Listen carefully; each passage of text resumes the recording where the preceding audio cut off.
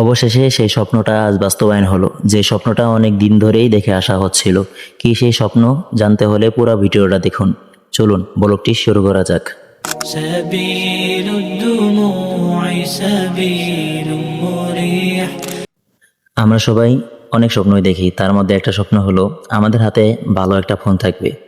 হ্যাঁ, সেরকম একটা স্বপ্নও দেখেছে ইমাম ভাই, কিন্তু ফোন কিনে উঠতে পারছিল না, বাসা থেকে অনুমতি দিচ্ছিল না। অবশেষে বাসা থেকে অনুমতি দিল, তার জন্যই ফোন কেনার জন্য আজকে আমরা যাচ্ছি যমুনা ফিউচার পার্কে।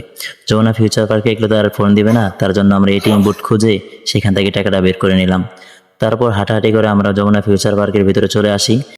আমরা এখানে আসার আগেই আমরা সিদ্ধান্ত গ্রহণ করেছিলাম নাথিংয়ের CMF1 এই ফোনটি আমরা কিনব। সিদ্ধান্ত ঠিকই নেওয়া হয়েছিল, কিন্তু সিদ্ধান্তটি মার্কেট অনুযায়ী হয়নি। মার্কেটে এসে দেখি CMF1 এই ফোনটি আর মার্কেটে পাওয়া যাচ্ছে না, মার্কেট আউট হয়ে গেছে। আমাদের বাজেটের ভিতরে ভালো ফোন খুঁজে না পাওয়ার কারণে আমরা সেদিন ফিরে আসি। ফিরে আসার পর বাজেটটা একটু বাড়িয়ে আমরা ফোন কেনার জন্য আবার যমুনা ফিউচার পার্কে আসি। আসার পরে অনেক খোঁজাখুঁজি করা হয়, খোঁজাখুঁজি করার পরে কয়েকটি ফোনই আমাদের চয়েস হয়, কিন্তু এর ভিতরে আমাদের কাছে সবচেয়ে ফোনটি ভালো যেটা মনে হয়েছে সেটা হলো নাথিংয়ের 2A। ফোনটি নেওয়ার পর সমস্ত কিছু ওকে করে দিচ্ছে, আর ফোনটা তো এমনি এমনি আমাদের হাতে দেবে না, তার জন্য তাদেরকে অবশ্যই টাকা দিতে হবে। ইমাম ভাই ফারদিন ভাইকে এই টাকা দিয়ে রেখেছিল, ফারদিন ভাই সেই টাকাগুলো গুনে ইমাম ভাইয়েরকে দিয়ে দিল। ইমাম ভাই এই টাকাগুলো হাতে নিয়ে নিল। নেওয়ার পর সে তো মহা খুশি, কারণ তার অনেক দিনের স্বপ্ন আজ বাস্তবায়নের পথে। কিছুক্ষণের মাঝেই তার হাতে ফোনটা চলে আসবে, যেই ফোনের আশা রেখেছিল ছোটবেলা থেকেই।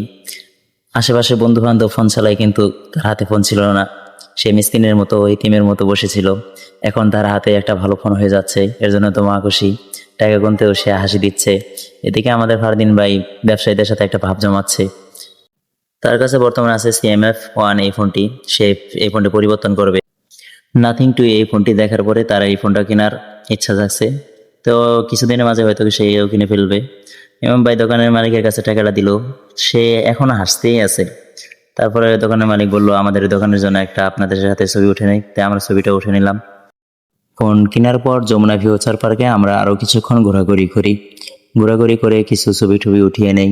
তার নতুন ফোনটা আবার ক্যামেরা খুবই ভালো, সেজন্য আমরাও বললাম আমাদের একটু ছবি টবি উঠান। তার আগে তার মুখটা দেখেন, সে ফোনটা পেয়ে কি খুশি হয়ে গেছে। তার ফোনটা পেয়ে আমরা কিছু ফটোশুট নেই এবং ঘোরাঘুরি করার পর বন্ধু বান্ধবদের মাঝে কেউ যদি কখনো ভালো কিছু করে অথবা কোনো কিছু ক্রয় করে, তখন আমাদের একটা চাহিদা থাকে বন্ধু যেন আমাদের একটা ট্রিট দেয়।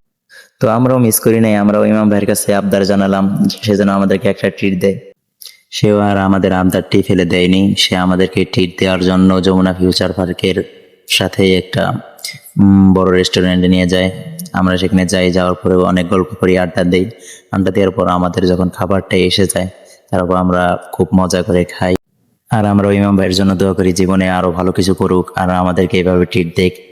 আমাদের ভিডিওটি কেমন লাগলো অবশ্যই জানাবেন। আমাদের চ্যানেলে নতুন হয়ে থাকলে অবশ্যই চ্যানেলটি সাবস্ক্রাইব করে দিবেন।